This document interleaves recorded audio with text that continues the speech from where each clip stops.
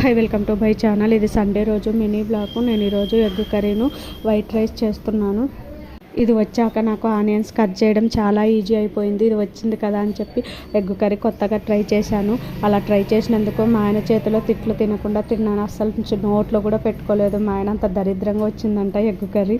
నేను ఎప్పుడు egg curry చేసినా టమోటా పళ్ళను మిక్సీ పట్టేసి చేస్తాను. ఇప్పుడు అలా కాకుండా దీంట్లోనే టమోటా ముక్కల్ని కోసి బాగా ఫ్రెష్ చేశాను. అవి మెత్తగా మెదగలేదు. మెదగనందుకు కర్రీ మాత్రం అస్సలు దరిద్రంగా వచ్చింది.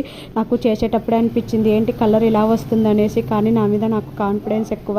నేను ఏ కర్రీ అయినా బాగా చేస్తానంటే అది ఎగ్ కర్రీనే. నేను ఎప్పుడు ఎగ్ కర్రీ చేసినా సరే పర్ఫెక్ట్గా చేస్తాను, మంచిగా కుదురుతుంది.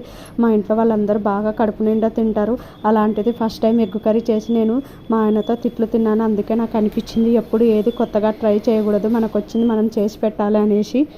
కర్రీ మొత్తం పాడేసి ఎగ్స్ అన్నీ బయటికి తీసి మళ్ళీ ఆనియన్స్ అన్నీ కట్ చేసేసి ఎగ్ ఫ్రై లాగా చేసి పెట్టాను. Please like, subscribe to my channel. Thanks for